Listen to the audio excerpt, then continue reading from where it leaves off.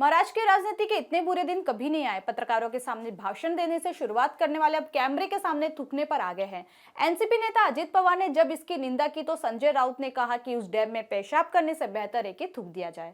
यह एक ऐसा व्यवहार है जिसे आम आदमी समझ सकता है। एमवीए के सत्ता में आने के बाद कभी राजनीति को पलटने की बात करने वाले राउत की राजनीति ने करवट ली है। हमारी आज की वीडियो संजय राउत की इसी क्रूर कृति को लेकर है, लेकिन उससे पहले अगर आप इस चैनल पर नए हैं तो जल्दी से जल्दी हमारे चैनल को सब्सक्राइब करने के साथ ही साथ बेल आइकन को भी क्लिक कर ले ताकि आपको समय समय पर इसी तरह के अपडेटेड वीडियो मिलते रहे। नमस्कार, मैं पायल शुक्ला, आप सभी का स्वागत है न्यूज डंका हिंदी में। एक समय था जब पत्रकारों को यह कहने में गर्व होता था कि मैं एक पत्रकार हूं, लेकिन जब से चैनल के मालिकों ने खुद पॉकेट पत्रकारिता शुरू की है तब से पत्रकारिता का अलग ही जन्म हो चुका है। कोविड महामारी के दौरान चैनल वालों ने उस समय के मुख्यमंत्री उद्धव ठाकरे की तारीफ में कसीदे पढ़े। पत्रकारों की तरफ से एक संस्कारी और विचारशील मुख्यमंत्री के रूप में उद्धव का जय जयकार किया गया, लेकिन उनके अनुयायी आज पत्रकारों के कैमरों के सामने थूकने का काम कर रहे हैं। पत्रकारिता से नेता बने संजय राउत का यही काम है। रहते रहते राउत कैमरे के सामने आकर महाराष्ट्र की राजनीतिक संस्कृति को लेकर लेक्चर देते रहते हैं। उनकी भाषा थी कि महाराष्ट्र की राजनीति में विरोध है लेकिन कोई दुश्मनी नहीं। संजय राउत सत्ताधारी पार्टी के खिलाफ बैठकर अब विधायक के नाम पर थूक रहे हैं। वे ऐसा व्यवहार करते हैं जैसे कोई शत्रु भी न करे। शायद वो भूल गए हैं कि जिन लोगों के विरोध में वो बोल रहे हैं उनकी वजह से ही एक जमाने में वो राज्यसभा सांसद बने थे। सवाल की शुरुआत सीएम एकनाथ शिंदे और उनके चिरंजीव श्रीकांत शिंदे से हुई। उनके बारे में सवाल पूछे जाने पर राउत भड़क गए। फिर संजय शिरसाट के बारे में दोहराया गया। एक रिपोर्टर द्वारा संजय शिरसाट के बारे में पूछे जाने पर राउत ने कैमरे के सामने छींटाकशी की। जब अजित पवार ने इस कृत्य की आलोचना की तो राउत ने थूकने का समर्थन किया। पेशाब करने से बेहतर है थूकना, उन्होंने इस तरह का जवाब दिया। अजित पवार ने जब बांध में पेशाब का विवादित बयान दिया तो कम से कम आलोचना होने पर उन्हें शर्म तो आई थी। इसके लिए उन्होंने एक दिन का उपवास भी किया था और स्वयं को शुद्ध भी किया था। भले ही यह एक राजनीतिक नाटक था, लेकिन उन्होंने इसे सार्वजनिक शर्मिंदगी के लिए किया और उन्होंने सार्वजनिक रूप से अपने कार्यों के लिए खेद भी व्यक्त किया था। हालांकि अजित पवार ने इस तरह का बयान सिर्फ दिया था, उन्होंने ऐसा कुछ किया नहीं था, लेकिन संजय राउत ने तो थूक कर दिखाया है।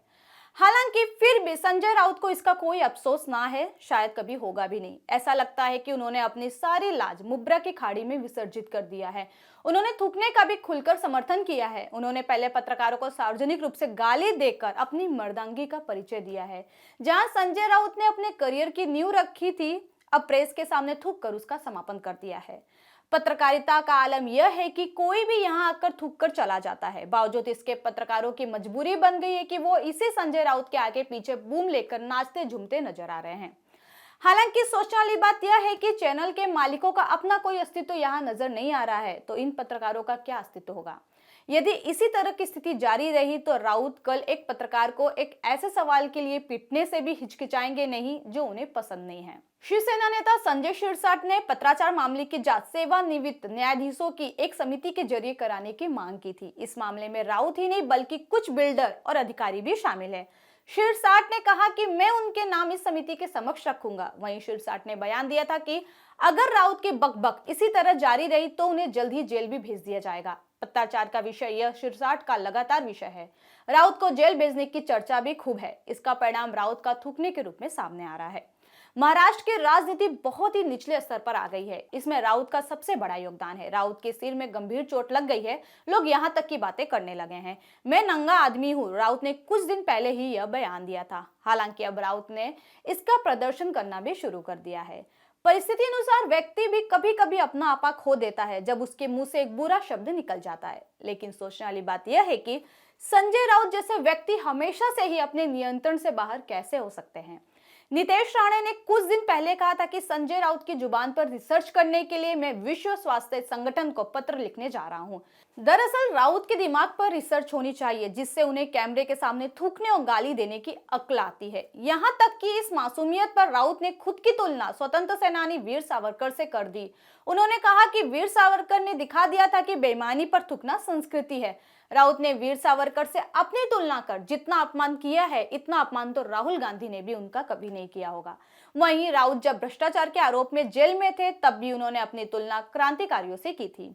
जिन पत्रकारों पर राउत ने थूका, उनके पास अब क्या बचा है भगवान जाने।